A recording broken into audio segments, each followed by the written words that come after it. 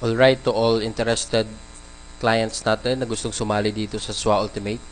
So I am here to discuss right now on how you can join our business online.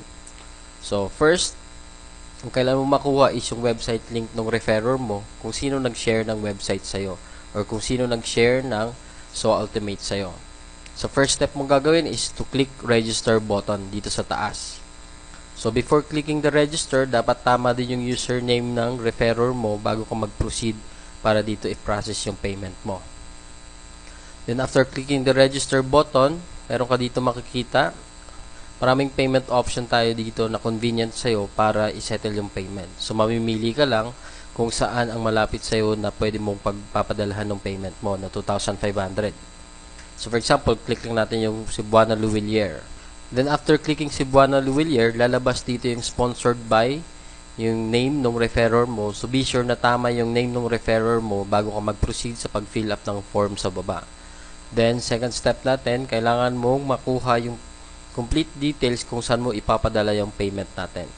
So for example, dito sa Cebuana, ang receiver natin ay si Lenton C. Montejo. So kailangan tama yung spelling, then kunin mo lahat ng complete details niya bago ka pumunta ng Cebuana. Then after mo makuha yung details, then na-settle mo yung payment, kailangan mo lang i-fill up yung form dito sa baba. So dito, amount paid. Second, payment date kung kailan ka nagbayad. Branch of deposit kung saang lugar ka nagbayad. Transaction reference number na ibibigay sa iyo ng Cebuana after mo ma-settle yung payment. Then dito sa desired username, yung gusto mong username para malagay sa website mo. Personal username mo yan, mamimili ka lang. Then first name mo, yung full name. Then dito sa email address, dapat tama yung email address na ilalagay mo wherein active email address na nabubuksan mo. Then lagay mo rin yung contact number mo, then you have to create password. Then after that, you will proceed to step 2. Then dito sa step 2, kailangan mo lang sagutan yung tatlong security questions. Then after mo masagutan yung tatlong security questions, kailangan mo lang mag-agree sa terms and agreement natin. Then after that, proceed to submit ka na ng payment mo or submit mo na yung form na to. Then after you submit the form, wait until 24 hours or less, or maybe after mo ma-settle yung payment mo, kontakin mo yung number ni Lenton Montejo dito sa taas. May number siya dyan, pwede mo siyang i-text o tawagan to confirm na nagbayad ka na sa Cebuana para mapabilis yung pag-activate ng account mo. So dito, marami tayong payment options, iba-iba yung receiver natin dito. So be sure na pag nakuha mo yung malapit sa'yo na payment options, kailangan tama din yung pagpapadalahan mo ng payment. For example, dito sa LBC and Palawan. So, dito sa LBC and Palawan natin, ang receiver naman natin ay si Jason Villavicencio.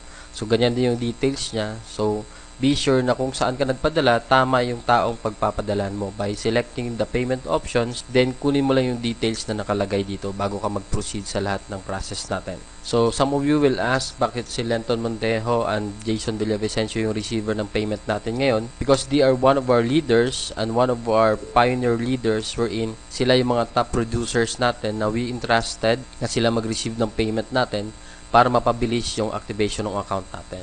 So don't hesitate na pagpadala ng pera sa kanila kasi authorized sila ng SWA Ultimate company natin na sila yung mag-receive ng payment.